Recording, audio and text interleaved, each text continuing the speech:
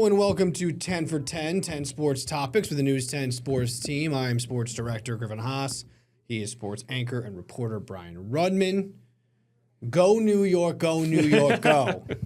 We are the New York Knicks. I love that song. It's one of the great songs ever made by humans. Yeah? It's a great song. You'd put it right up there at the top? Yes. Mount Rushmore songs. Patrick Ewing, the greats. The New York Knicks. Wagon.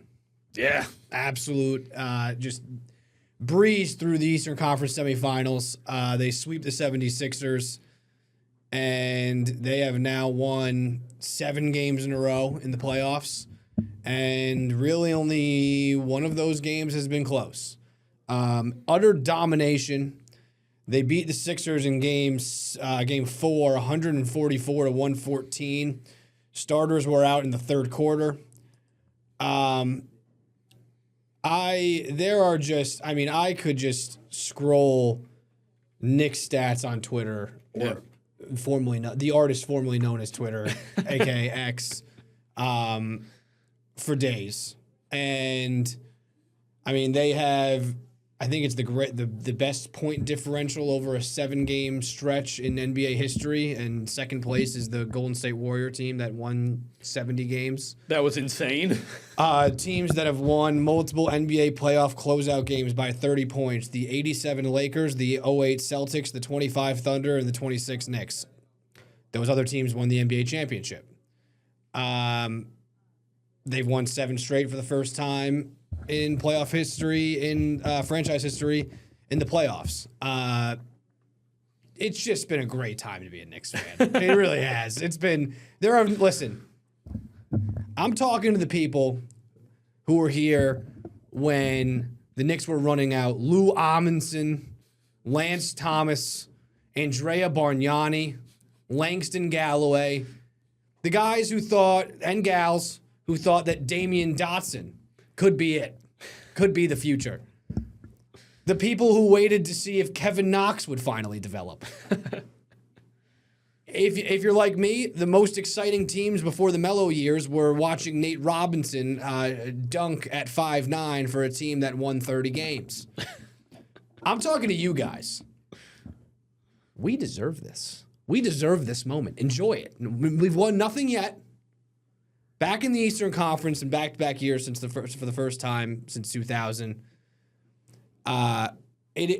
Obviously, parts of that is a joke, but it is a reminder in sports, especially when you're a fan of the Knicks, or if you're like me and you're a fan of the Knicks, the Mets, and Dolphins, who have brought you nothing but pain, misery, and sadness, to enjoy these moments along the way. Sure. And boy, has this team been enjoyable to watch. Yeah. I mean, listen, I can't... you can't say anything otherwise. I mean, in the last 7 games, the Knicks have looked as good as any team in the NBA playoffs, if not better. What they've done, what they did to the Atlanta Hawks, what they did to the 76ers is just ridiculously impressive, especially considering that OG Anunoby's been hurt for the last couple games. Yeah, I didn't even talk about that. And, the fact that they got out of this series in 4 games and now give Anunoby the chance to rest and recover and get healthy for the Eastern Conference Finals, they're setting themselves up for success, and they looked really good without him. And Anunoby has been, outside of probably Jalen Brunson, the most valuable player for this Knicks team in terms of what he can do on both ends of the floor. 100%. So, I think it's when a guy is banged up in the playoffs, it is really good to give him some rest, and it's also very good to see this Knicks team still dominant. They dominate the way they did in case someone goes down. This is a team that even with an injury can perform at a high level. And now you get a chance at this point in the year. Any rest is good rest. They get a chance to rest and recover and await the winner of Cavs, Pistons, and have some time to scout as well and get ready for that series. Yeah, I think what has been, the offensive tear that this team has been on has been just astounding. And it's obviously, Brunson, but then you get Deuce McBride, who could not miss in the first half, who's in there for OG. It's this team, I think, more than any team in the East, and one of the reasons I think they could threaten a team like the the Thunder or the Spurs Yeah. is how deep they are because you have the starting five of Towns, Hart, Bridges, Brunson, OG when you're healthy, but then you go into the bench and you have a guy like Deuce who scored 25 points and hit 7 threes in the last game. You have Mitchell Robinson, who's one of the best, big men really, especially defensively in the NBA coming off the bench. Yeah. Jordan Clarkson has been a great bench piece for them. Landry Shamit's been unbelievable. Hit 4 threes again in that Sixers game, and he had, I think, 5 threes the game before. Jose Alvarado, a very good backup point guard. So they're going deep, and I think that was a criticism, obviously, that Thibodeau got last year, where I think the Knicks have a 1 or 2 more pieces this season, but still, they didn't use their bench at all last year, and now they are. And you have, Jalen Brunson only had to play 28 minutes in this game. Karl Anthony Towns only had to play 20 minutes. Yeah. And again, shout out to Karl Anthony Towns, 17 points, 10 assists in 20 minutes in game 4. In that series, he averaged 16 points, 8 assists, and 8 rebounds per game, playing 23 minutes per game because they didn't really have to play They late. were blowing them out the entire series. And that's after the Hawks series, in which he averaged 19 points, 6 assists, and 11 rebounds. So he has just been unbelievable in that new point center role. And like you said, they didn't even have OG, and it was really no OG, no problem for them, for a team that he definitely was. I mean, he's closer to being their first most important player than their third. He is squarely their second most valuable player behind Brunson because of what he does offensively and defensively. And they need him to be able to win an Eastern Conference Finals and to win the NBA Finals if they have a shot at that. He needs to be healthy. And for them to not only be able to give him those 2 games off, but to now be sitting here and at the earliest you're playing on Sunday, the latest you're playing on Tuesday, I think that's a huge advantage for the Knicks. It does kind of stink for the rest of the team. They're just, Josh Hart said, he's like, we're just watching basketball, sitting around waiting. Yeah. And it's almost mentally fatiguing to not be, at a certain point you want to just go out and play. But let OG rest. Yeah. Let our king rest. So it's been unbelievable. I was trying to see. I can't even view my Twitter likes because my Twitter likes right now are just all, Knicks stats. It's all Knicks. But the one that I was looking at before was the Knicks surpassed the 2017 Warriors best differential through 10 games to start the playoffs in NBA history. They're plus 194. Yeah, that's insane. Because they lost 2 games to the Hawks, but they played awful and they lost by 1 point each time. Yeah, it was close games. So the games they've won, they've killed teams, and the games they've lost, they've only lost by a point. The lowest number you can literally lose by. Yes. I'll go to the Eastern Conference Finals, and listen, I mentioned it before. I'm a Knicks, Mets, Dolphins fan. I've had no reason to talk trash really in my entire existence as a sports fan. So I'm usually not a cocky sports fan, so I'm not trying to say this and usually I'm very measured in what I say because everything comes back to bite me in my sports life. I would say this about the Cavs before, but now I'm thinking about the Pistons too in case they come back. We're recording this on Thursday. They're down 3-2 to the Cavs. I don't really see any universe in which either one of those teams beats the Knicks in a 7-game series if they're healthy. I'll say it right now, especially if it's the Cavs. And some people are now saying that the Pistons are the better matchup. The Pistons killed the Knicks 3 times in the regular season. The Pistons are a different team now. They have been found out as potential frauds who, once they get in the half court, it's Cade Cunningham or bust or Tobias Harris. They're relying on him to be their second scorer. It's true. And he's just not going to. This is the year 2026. You can't have Tobias Harris be your second scorer. Jalen Duren stinks. I don't know what happened to him. I don't know if he was just bullying lesser centers in the regular season, but he's been awful. So I think that they're fraudulent. If you don't turn the ball over against them, if you turn the ball over against them, it's over. And the Cavs. Listen, I'm going to be measured. There's not. I'm not even going to say I'm a James Harden hater. I'm a James Harden truther. Okay. I've been on this since he was averaging 30 a game with the Rockets that this guy's not a winning player. He just jumps into people for fouls. He can score, but he can't defend. And when it gets into the playoffs and things get tight and people aren't giving you those flop foul calls, He shrinks in the biggest moments. He constantly does it. And I don't even need to defend this take anymore. I used to have to. Now it's such public record that everyone's kind of on him now. Although he's been great for the last 2 games for the Cavs. Who would James Harden defend in a series against the Knicks? I really don't know. I mean, it would have to be a wing. He's a defensive liability. He is a defensive liability, yeah. And against a Knicks team that if they're making their shots like they have and even, making 2/3 of the shots that they've made, because they've been red hot. You can't expect them to shoot like they have for the rest of the playoffs. If you have a guy who's just a liability out there, it's a problem. You probably have to put him on Josh Hart. And I can't think of a worse matchup for James Harden in the sense that James Harden falls asleep out there playing defense because he doesn't care and he's just not paying attention. And then all of a sudden, Josh Hart's going to be backdoor cutting him. Yeah. Keeping up with him off the ball is going to be a nightmare for James Harden. And then if he does guard him on the ball, Josh Hart can drive right past him. And then all of a sudden, we're moving. We draw on the defense and we're rotating the defense. If you put him on Josh Hart, you can put him on Mikal Bridges. Mikal Bridges will cook him. Yeah. Whoever they put him on, we will find him and we will make him pay. I shouldn't say we. The Knicks will. I'm not on the team, despite Despite my jacket, despite the apparel. This is from I think 8th grade. There's a picture of me wearing this to a Carmelo Anthony playoff game against the Heat. It was the one game they beat the Heat, and we dropped confetti and we lost in 5 games. So we've come a long way. I'm telling you, I've been there. I've been in the fight. So I just think that matchup, and yeah, I know they've got some size. We saw it 2 years ago before, the Knicks really even peaked like this. The Knicks bullied Jared Allen and Evan Mobley. Mobley's a lot better now, and Allen's been playing better, but I'm not afraid of those 2 guys. Donovan Mitchell's the only guy that scares you, and he's been inconsistent in the playoffs so far. I mean, he can get red hot, or he can have a game like he did in Game 6 or Game 5, which he went cold. They still won, which was a testament to the Cavs.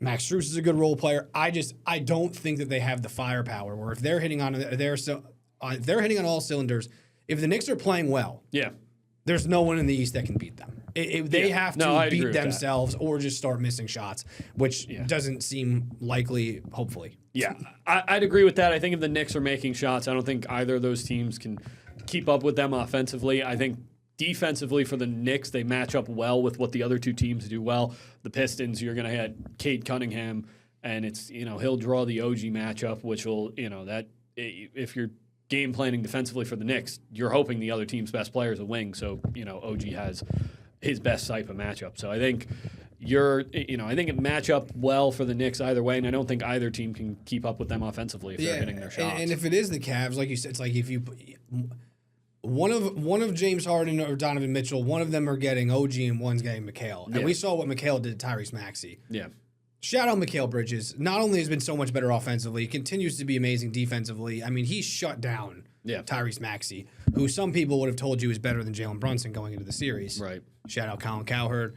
Jalen Brunson, 4th best player in the series. That was laughable at the time, and it's even more laughable now. Sometimes all you have to do to be proven right is just wait and let the results play out for themselves. And that's what happened.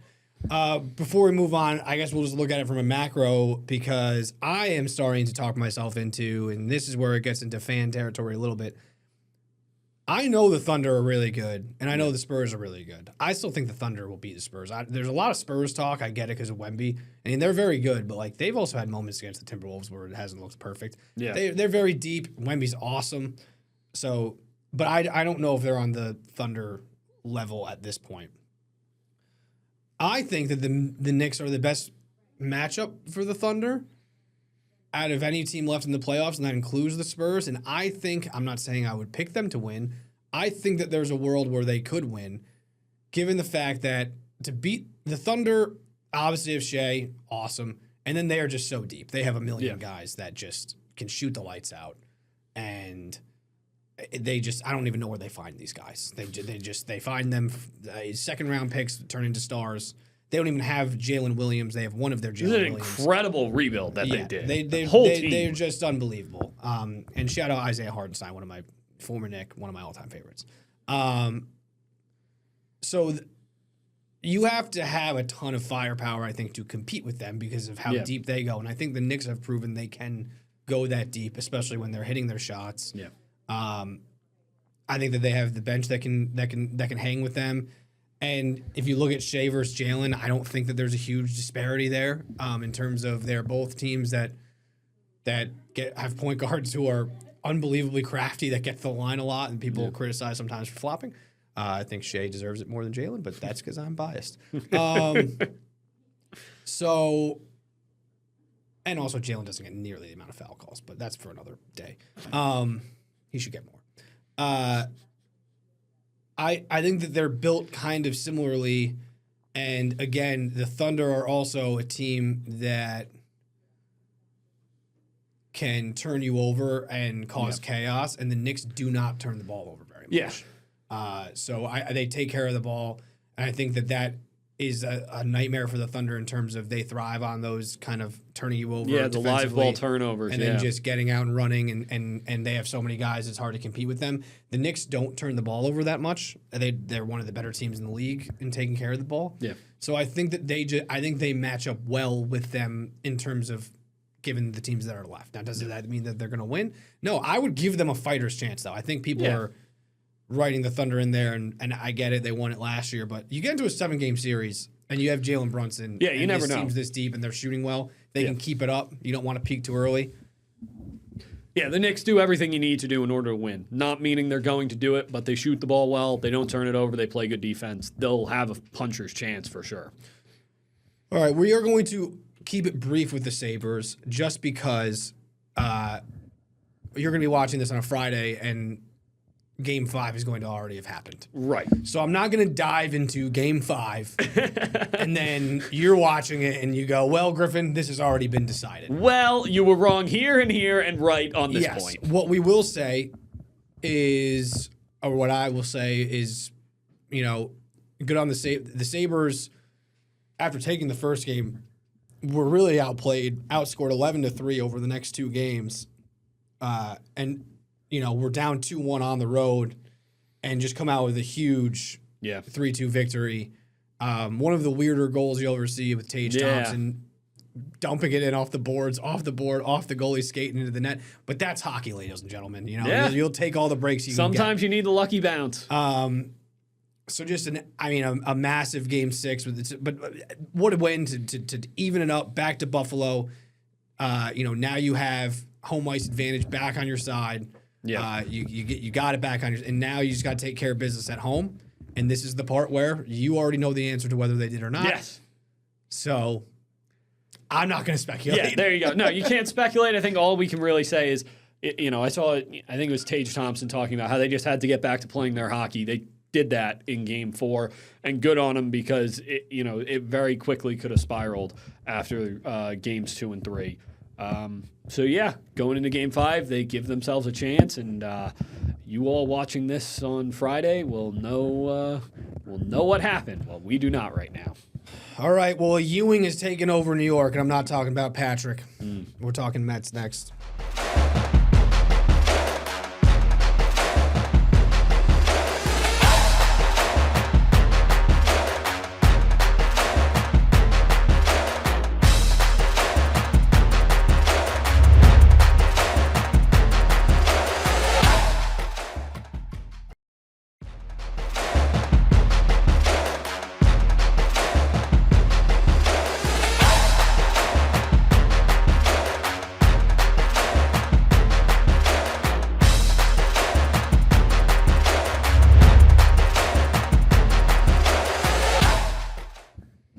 New jacket. Wardrobe change. We did a wardrobe change. Now it's now we got the Mets. We're back. There you go. Now, are they still what? We are so back. 18-25, correct. Yeah. But it is.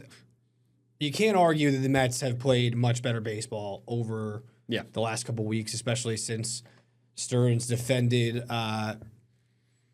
Mendoza going into the Angels series. They took 2 or 3 from the Angels. They took 2 or 3 from the Rockies. A little bit of a slip up against the Diamondbacks. Bats went cold again. They lose 2 or 3 there. But the Mets complete their first sweep of the season. Shouldn't have taken this long, but that's where we are. They sweep the Detroit Tigers, who are also scuffling. And this series is all about, not all about, but largely about A.J. Ewing.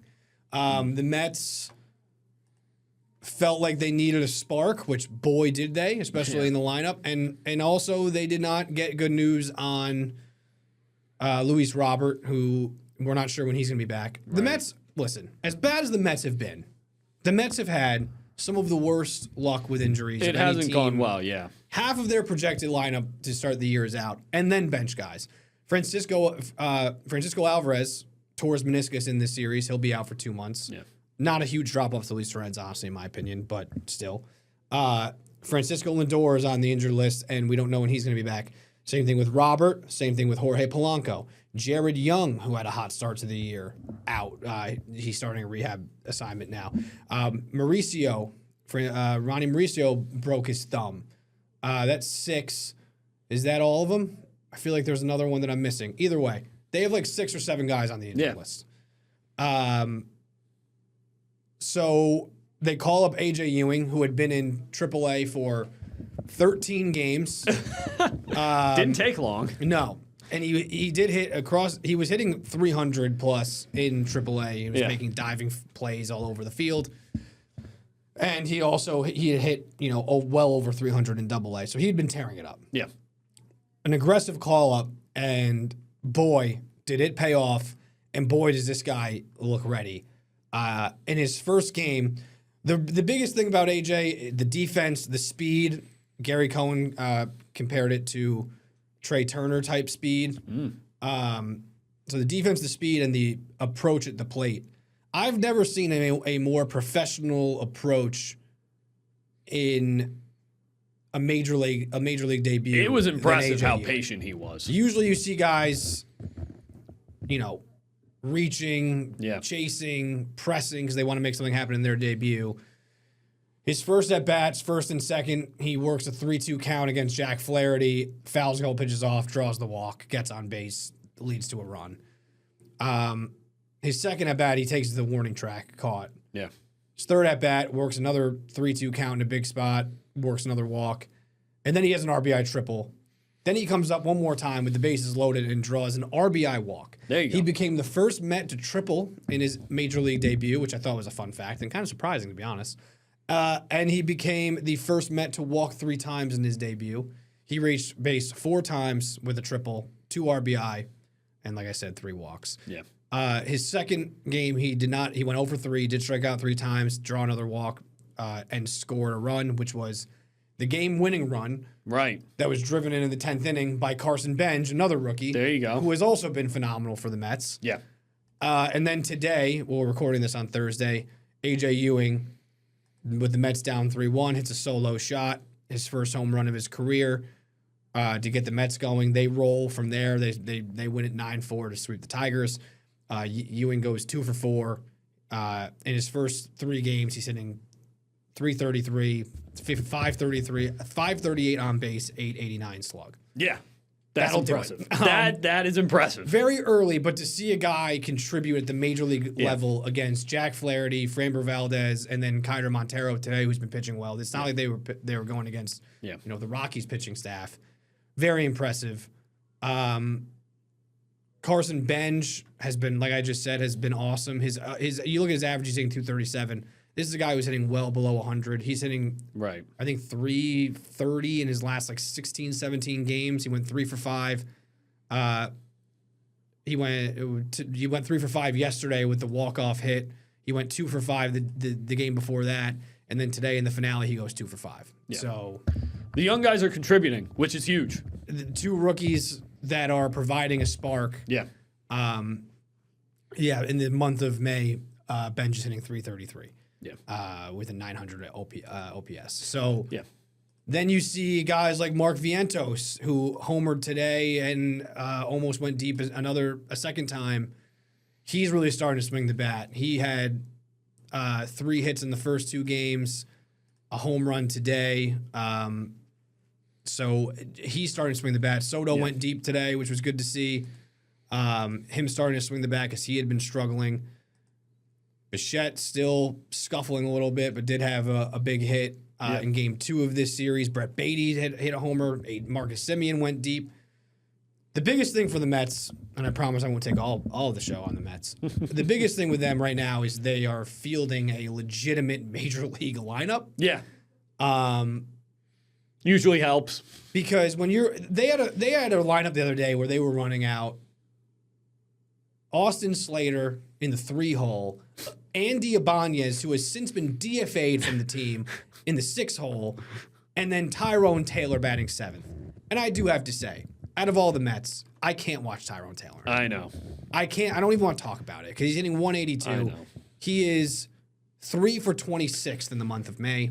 He stinks. He's a good defender. He stinks. He's so bad offensively. I get why we have to play him at times. We don't have a lot of options. He stinks. But when you can roll Benj, Bichette, Soto, Vientos, Melendez, Beatty, Semien, AJ Ewing, and then today was Hayden Sanger, their backup catcher, but usually Terrens. Yeah. That's at least a lineup that you can be like, we can win with this team, especially with the rookies playing the way that they're playing. So, listen, they're still 18 and 25. There's a lot of season left to go. We'll get to the Yankees in a second. Huge series already in May this weekend with the Yanks. But that was great to see, and I just do also have to give a shout-out. The pitching has been awesome for the most part. In all of these games, the Tigers took a 2-0 lead in the first game, a 2-0 lead in the second game, and a 3-0 lead in the first inning in the first game, and the Mets came back. Nolan McLean today, as impressive as he is usually with his stuff, and, there's games where he strikes out 10, he gives up a 3-run homer in the first inning. He ends up going 7 innings, 6 hits, 3 runs, and gets through 7 and doesn't give up another run. Yeah. When he did not have his best stuff, if you're watching the game. Like, he walked 3 batters, not usual Nolan McLean. That's almost more impressive than the other stuff to me, when you don't have your best stuff and you get through 7. Yeah, you learn as much about your pitchers you probably learn more about your pitchers in games like this when they struggle early and they have to find a way to grind it out. They don't have their best stuff. When a guy's on, he's just on, and that's phenomenal to watch, and it's so much fun. But especially with young guys, it's not always going to go pretty. When you make it to the postseason, there are going to be bad moments. There are going to be big moments when you have to bear down, and that's exactly what you saw today, where 3-run home run in the first, and all of a sudden you're behind the 8 ball, but you still go out there and you do your job, and it leads to a win. It's promising, and it gives you hope that, listen, it's baseball. Not everything's going to go great. Even a guy with a 2 ERA is going to give up runs at some point. Yeah. So the ability to bounce back and not let it spiral into a terrible outing and a terrible loss it's really promising, and it's impressive to see. This is a Mets team that, for all the star power they have, a lot of it's going to be the young guys. So seeing McLean do that today, seeing Bench really find his stride, and Ewing getting off to a great start, it's a promising note for the Mets at this point. And I will say, this is why when people were criticizing the Nimmo thing, and I'm not saying, because some people have been saying this, this was the plan all along. It wasn't the plan this year. The Nimmo trade was always about, not this year. Trading him for Semien was never. We were never going to be a better team this year. It was to get out of the later years of Nimmo's contract, knowing that Carson Bench and AJ Ewing were going to be a part of this team further down the road, or even Jet Williams, who was still at the team at that point. Yeah. They traded him for Freddie Peralta. This is now. It happened earlier than I think expected, and that they wanted to because of Robert and the injuries and everything, and Ben's just forced his way onto the team in the spring. But you're kind of seeing the vision as to this is why they made this trade, and there's going to be bumps and bruises with young players, but I could not be more impressed with AJ Ewing. Carson Bench has been unbelievable of late. And again, the pitching, you have McLean, who's under a 3, Peralta's just above a 3, Clay Holmes 186. Peterson has been bad, but as a piggyback, it's been a little bit better coming out of the bullpen with an opener. And then Christian Scott, who needs to get a little deeper in games, but a 3.4 ERA after having a terrible start his first time out. So they've got and Devin Williams in the closer's role has been much better. So the pitching's been great. The bats are starting to heat up. Long way to go, but there's reasons for me at least to be excited and put on the Mets jacket. Yes. I'm pointing at the wrong side. There you go. There. I also cut myself shaving. Shout out shaving. I was also, I'm like, shout out shaving. Shout out shaving. We'll go to the Yankees because we'll kind of circle back to the Mets in a way. But the Yankees, we've talked about listen, when they were taking care of business, we weren't talking about them as much. Now it's starting to slip a little bit. Yeah. They lose 4 games in a row. Then they win one against Baltimore and lose the finale 7-0. So they have now lost 5 of their last 6 and 6 of their last 8. Yeah. And the bats have really cooled down. Yeah. Spencer Jones is off to a slow start. Other guys have cooled off. We are still waiting the results of Max Fried's MRI, I believe, at this time on Thursday. I don't think we don't know what those results are yet. They could be dropping any minute. He seemed to think that it wasn't going to be a long-term injury, but obviously that's scary when he checks out in the third. But this is their first kind of, the Mets they say they always have the June swoon, but this is a little bit of a May swoon for the Yankees right now, where it was all smooth sailing. They're 2 games back of the Rays, not that the standings really matter right now. But this is their first time where they need to kind of figure it out. Yeah, I mean, this is, it's not great. They went through that little hiccup at the beginning of April, right? They got off to the quick start, hit a little bit of a skid. They had that, 5-game losing streak, I think, in April. Yeah, I mean, listen, the Yankees have been really good, but they've now hit 2 of these little stretches where they've kind of struggled, and they're quickly becoming a little bit of a streaky team. They're still a very good team, but, I mean, they have either been red hot or there have been a couple of weeks where the bats have gone cold, and I think, they're in a position where they're 2 games back of the Rays, right? You're not really thinking long-term. You just want to kind of set yourself up for a run, but now this Mets series becomes important because you got to shake out of it, and they got to shake out of it quickly because they have Toronto and Tampa next week, which every game against the Rays is seemingly going to be a huge deal this year going down the stretch, where that's kind of shaping up to be the team that the Yankees are going to be in the race with at the top of the AL East. The Rays play really clean baseball. They play, they were in Boston last weekend. It was annoying to watch how good they are at doing the little things right. I think the Yankees just, if this continues to be a streaky team, it becomes concerning. Right now, it's not a huge concern, but the problem is with the Yankees gotta get it going. Is they've been leaning on the same guys and they've been carrying them. So like Judge, who's still been good. They've been leaning a lot on Bellinger, and then all of a sudden Bellinger goes 0 for in the Orioles series. Yeah. But like Jazz Chisholm has just continued to scuffle, and he's hitting 203. Trent Grisham, he homered the other day in a loss, but he's hitting. Oh, wait, no, that was the game they won. He's hitting 175. Right. Ben Rice has been great throughout, but like McMahon's still not. He's a little bit better, but he's not hitting. Austin Wells isn't hitting. Rosario's been fine. Goldschmidt, they might need to work in a little bit more with Giancarlo out. And then Caballero's been great for them, but now he's hurt, and hopefully he says he's only going to miss 10 days, but Anthony Volpe's back up, and he stinks. And it's not even like whatever for Volpe. I mean, he went over 3 and made an error in his first game. He just is what he is at this point. I don't think there's like a really discrepancy of like, he hasn't developed into the player that they want him to be. He's just not very good. He's not. The starting shortstop on this team is Caballero until further notice. When he gets back. So they've just hit a little bit of a lull. They lost Dominguez, who, had that scary incident going into the wall.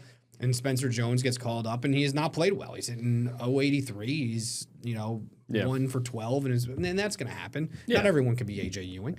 But shout out A.J.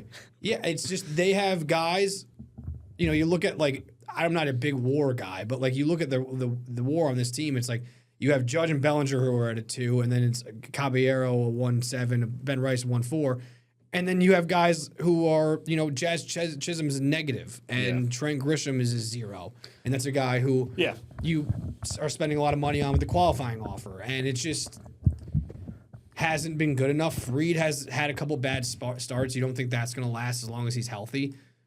He's had back-to-back bad starts, and they're getting they got Rodon back. He'll pitch this weekend against the Mets. Hopefully he gives them a lift, but the pitching hasn't really been too much of an issue. It's when they lose, the bats go cold.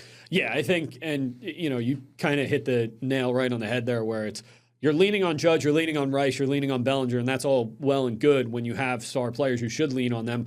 Problem is with this team, they don't have much that's producing behind them, so it's baseball. Even the best player is going to fail 65, 70% of the time. So it's, on the days when Judge inevitably goes 0 for 4, because that's just what happens in baseball, you need someone else to pick up the slack. And right now, there's not much in the lineup that's doing that. The starting pitching has been phenomenal. I mean, Cam Schlittler has quickly become their ace, and he's been absolutely brilliant. Max Fried is very good. The Yankees obviously hope that his injury doesn't keep him out very long. Garrett Cole's working his way back, but, at a certain point, you need guys besides Judge, Bellinger, and Rice to hit, and Caballero, and right now it's just not happening. And for a Yankees team where, as good as they have been over the years in the regular season, and as good as they are even with this little, scuffle right now, as good as they have been now, you ask any Yankee fan, it's about what happens in October, and right now the lineup is not performing at a level that can find sustained success in October. And we'll just wrap up quickly on this front with, I do think that this is a series that, you don't get a lot of big series in May, but it's a big momentum series right now for the Mets and Yankees, because the Mets are starting to put something together. Still, they're only 8-25, but again, it's early. If you sweep the Tigers and then go and take 2 of 3 from the Yankees, and then you're going into a Nationals-Marlins run of 7 games, you start feeling pretty good about yourselves, especially if you can win a big series like the Subway Series. And I think it can be almost a season-saving run to get the vibes back. The young players are playing and really spark this team forward. And that's all it takes in the baseball season to get rolling is a couple of series like that. Yeah. On the flip side, I think it's more important for the Mets, but on the flip side for the Yankees, they're looking to just pull out of the nosedive a little bit. Yeah. And not turn this into a tailspin. Yeah, you got to weather the storm right now. Some interesting matchups this weekend. You get Holmes and Schlittler, whose ERA are both below 2. Yeah. Will be Clay against his former team. I'm sure Yankee fans are not thrilled to watch that. But Schlittler's been unbelievable, so I don't know how the Mets are going to hit him. Yeah. Then you get Rodon. This will be his second start. Wasn't great the first time out. Gave up 3 runs and 4 1/3 against Milwaukee. That'll probably be the Peterson bullpen game, so I don't know who will start, but it'll end up being Peterson for a piece of it. That should be ugly. And then you get Peralta against Ryan Weathers, who's been good for the Yankees in the finale. Yeah. So I would say it's pretty even in the first game. Yankees edge in the second with a Mets edge in the third, but we'll see how the games play out, but that's going to be a fun series. We end Major League Baseball talk with the Boston Red Sox. I will let you take most of this here, but I would say, obviously we don't know what happened in the finale because they play at 6:45. We're recording this at 5:30. Yep. They sweep the Tigers, a tough series against the Rays where they lose 2 of 3, and now, it's a rubber match against the Phillies. I would say the biggest thing for the Red Sox is just an inability to string things together at this point. Yeah, I mean, and that's been pretty much the story for most of the regular season, for most of the season at this point for the Red Sox. It's been, some nights the offense does enough, some nights it doesn't. The pitching has been good. Brian Bayo they've started using the opener to Brian Bayo. He's kind of figured it out in that role, so that's been good. But, just the offense not able to get enough. I mean, Wheeler was really good Tuesday night, in the 2-1 loss. The Red Sox actually hit 2 home runs on Wednesday night, which is only the 3rd time they've hit multiple home runs in a game, and the Red Sox are 3-0 when they did that. I think the Mets hit 4, and I think they hit 4 home run in their series finale. I think they hit 4 in the first the next 15 games before that or something like that. So I feel your pain. Yeah. I think it's going to be about the offense. The pitching's going to be there, right? Even with Ranger Suarez being out, he's returning tonight, even with Crochet out. The starting pitching has been overall pretty good, and they got Justin Slayton back, so he's their seventh inning guy leading into Whitlock and Chapman. The pitching seems to be there. The defense has been phenomenal. It's just, can this offense get going? And right now, it's Caleb Durbin has not been good in the lineup, but to me, no, it's he is not. But to He's me, hitting it's 165. Yeah. Shout out. He's not been good, but it's to me, it's Jaron Duran is hitting below 200. He's supposed to be the leadoff guy. He's got to get it going. They're hitting Trevor, Mickey Gasper second. Yeah. I gasped at that. I didn't know who he was until 3 days ago. Yeah. Trevor Story's been struggling. He hit a home run yesterday, which was nice to see. They got to get him It's going. the middle of the lineup's been hitting with Abreu Contreras, although he's kind of dipped off a little bit. Yoshida's been okay. Trevor Story's getting going a little bit. It's the guys. It's Story. It's Duran. It's when Roman Anthony comes back. They got to get him going. It's Marcelo Meyer. It's the guys who.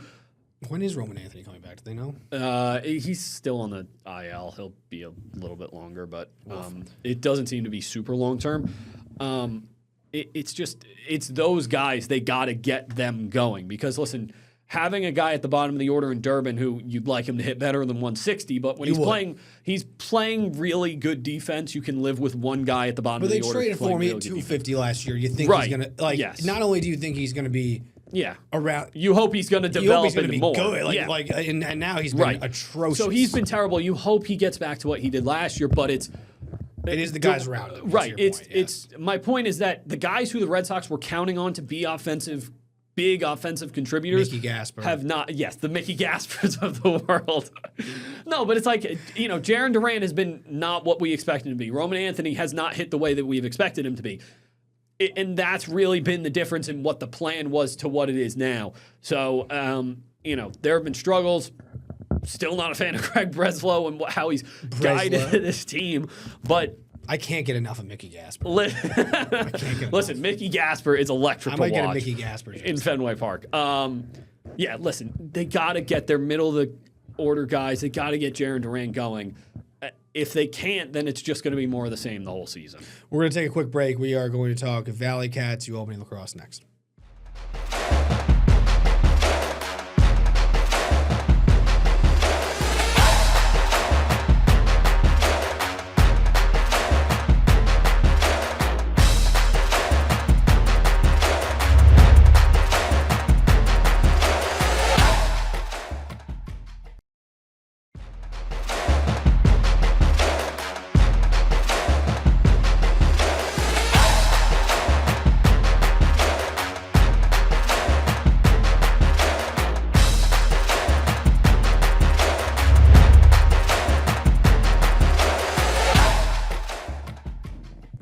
All right, welcome back. We will briefly talk here about the Tri-City ValleyCats, just because there's not a lot to talk about. They just got going. Yeah. Not a great start for the ValleyCats, although they have started on the road. They won their opener, but now they've lost 4 games. They're 2-4. So a tough road trip against New Jersey and Sussex County. But they return for their debut today. If you're watching this on Friday. Home opener, yeah, Friday. On Friday. So, listen, we are very, very early in the Frontier League baseball season. Yeah. And the ValleyCats, I think, have a ton of talent on their team and have a ton of pitching. I think they're going to be a fun team to watch. Yeah. And it's a rematch of the playoff series against Quebec, so that's a fun team to start off against, who are also 3-3. So very early in the Frontier League season, but should be a fun team to follow. I think that the 2-4 record is a red herring. I think they'll be in it until the very end. Listen, it's a long season. They're coming home for their home opener on Friday, and also, I believe it's also on this homestand on Tuesday, Corgi Racing at the Joe. Yeah, I have an update on that. I believe I will be emceeing the Corgi races. Oh, really? I was just bringing it up to joke that they got to bring you in. I was going to bring it up. Oh, okay. I stole your thunder. I apologize. No, that's fine. You let me right into it. I actually was on the phone with one of the reps from the Corgi races today on the way in.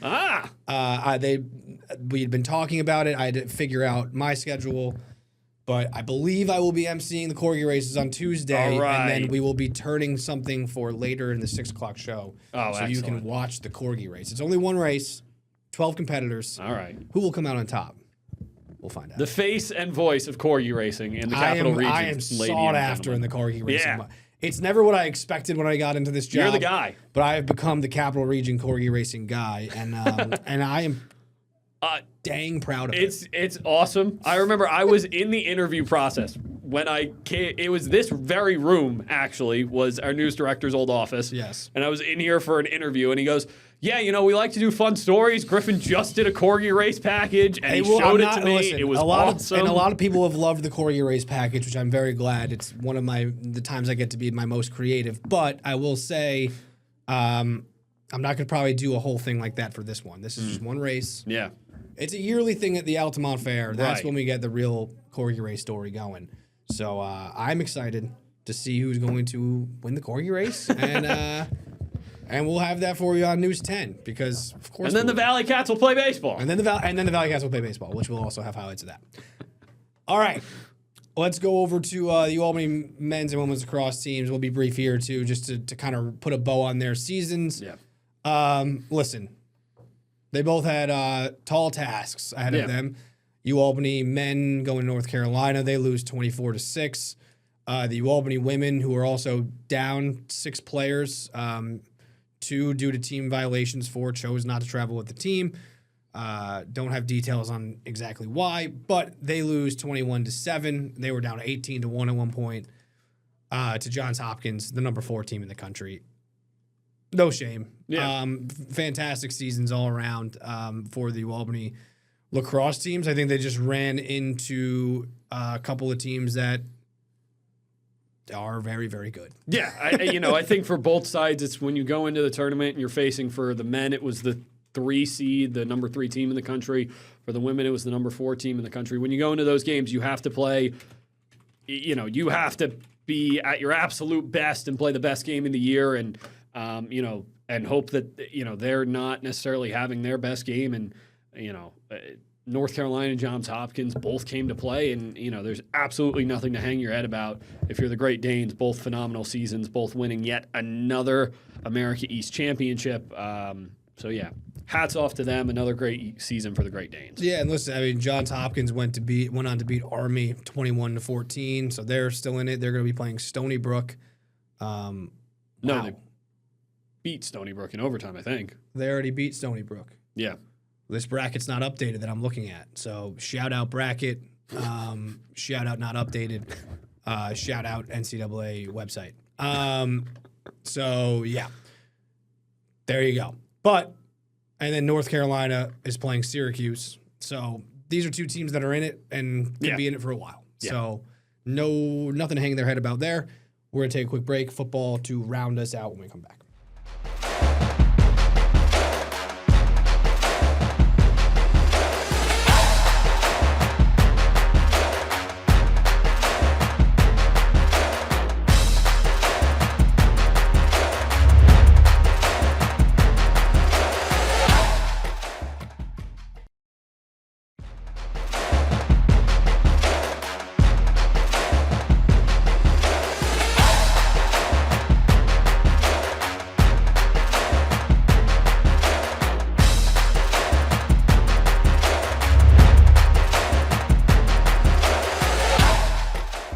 All right, Brian, the NFL draft's over, but we are on the clock. We have roughly 7 minutes for these 3 topics. So all right, should be enough time, but here we go. Okay. We start with the New York Jets. Now, if you're watching this, all of the schedules have been revealed. Yes. We don't have them yet. We don't have them yet. However, I should mention before we get into the Jets and Giants, the Bills are going to open up the new Highmark Stadium. Yeah. Week 2 against the Detroit Lions at home, Thursday Night Football. Very exciting. There you go. So we're going to save this. We have a couple scheduling notes, but let's start with the Jets re-signing Breece Hall on a 3-year, 40 million, 45. Yeah. $45 million deal. No-brainer. Yeah. Oh, yeah. Just one of the better players on the team, better players on the offense. Yeah. A young guy that's a part of their future, and Make him happy. He's only 24. He'll be 28 when this deal is done. So you get his prime years. Yeah. And you keep him happy. Yeah, absolutely. Doesn't have to play on the franchise tag. Yeah, and I think, it was interesting that he spoke to the media this week, and he was pretty much saying he was a top 10 guy without ideal circumstances, which to say that the Jets have not been in ideal circumstances might be the understatement of the century. I'm going to lay off that because we don't have enough time. Yeah. Glenn. So listen, you keep him around, and right now you gotta like what the Jets are building on offense. Outside of the quarterback, obviously it's Geno Smith this year, but you have to imagine they're going to draft a quarterback with one of their 3 first-round picks next year. I like what the Jets are building on offense, and Breece Hall obviously being a big part of that. He's a huge part of it. I mean, especially when, again, a lot of the stuff they're doing is to set up the next quarterback, not Geno Smith. Yeah. As much as you want, Aaron Glenn's going to want to win as many games as he can. You're setting up the next guy. Yeah. And you're putting us in a position where if the Jets lose a lot of games, which they will draft a quarterback, and the quarterback is going to step in with a lot of help. Yeah, a lot of talent around him. So a great move there. Yep. I could have wore I also have a Dolphins starter jacket. I could have worn that because Jeff Halfley and the Dolphins and John Eric Sullivan signed Devon Achane. Yeah, right they after. did. So the AFC it was a big week for running backs in the AFC East. And for both teams, people were saying it's good because Bijan and Jahmyr Gibbs are looking at contract extensions after this season. Yeah. So you probably get a little bit of a deal with before those probably guys. Probably not. Yeah. I think running backs. For a while, they didn't get paid. I think you're going to start seeing premier guys getting paid again. It's just the pendulum of the NFL. Yeah. Also, the Jets look like they're going to start. It's rumored at this point, but it looks like they're going to start the season against your buddy Robert Saleh. Yeah, they love the NFL. Titans. The NFL loves giving the Jets revenge games. It was Rodgers last year. They had it was when Darnold first got moved. They opened the year against the Panthers on the road. Yeah. And faced him and lost, of course. Yeah, they just love. Listen, shout out to them for making this is what the NFL does. They even make a Jets-Titans game interesting, which normally wouldn't be. It's let's do it. This was before probably these two teams probably stink. Yeah, let's get it going. This was the easiest prediction that you could have made, was that the Jets were going to play the Titans in Week 1. And with that being said, we'll move on to the Giants for a second here. It looks like John Harbaugh will coach his first game. This one has been announced. Yeah. Against the Cowboys, Sunday Night Football. Put them right in quite a welcome time. to New York. I love it. Put them right back in the rivalries. It feels like they're always Sunday Night Football early in the year. Yeah. So a great first game for Harbaugh and a Giants team that, for the first time in a while, I think has some legit hope in terms of contending for a wild card spot or maybe even the division if the Eagles don't play up to their capabilities, or the Cowboys. Yeah, I think for Giants fans, you got to think that if this team can stay healthy, they're going to have a shot to do something exciting this year and be in the race. Even last year they were a bunch of games where they were leading, and when they were healthy, there were a bunch of games where they were leading and let the lead slip away. You kind of just hope Harbaugh brings in kind of some stability, kind of takes this team up another level, and, you just hope that Jackson Dart can stay on the field. Yeah, and it looks like another one that had been reported that I think was pretty solid is that they're going to play the Rams Week 2 on Monday Night Football. Yeah. So back-to-back primetime games to start the season for the Giants. Makes sense. That must be terrifying to put the Giants in primetime. I know the Giants fans, even though things are looking up, that's like, they have not done the best in primetime of late. Let's put it that way. The Jets or the Giants. We got to quickly finish up with the Albany Firebirds. All they have done is win, win, win, no matter what, to quote the great DJ Khaled. There you go. They are now 5-0. Yep. And the Sam Castronova, we didn't really talk about this much, but Sam Castronova back, the MVP of last year's team, led them to the title, led the Empire to the title when they were in the NAL. He comes back, throws 3 touchdown passes, and they beat the Kentucky Barrels, who were the only other undefeated team. Yeah, Castronova did not skip a beat in his return, had 6 total touchdowns. First drive, scrambled for 1. Next drive, threw a probably 40-plus yard touchdown. I didn't get the exact yardage on it, but it was the full field. He looked every bit of what an MVP should look like, and this team looks to be in a prime position to make a run again. We've gone 10 for 10, and we've gone 2 for 2 on jackets. There you go. Go New York, go New York, go. We are the New York Knicks. We'll see how many jackets I'll have next week. This is true. This jacket will probably be here. This jacket, let's see how it goes. We'll see you next week.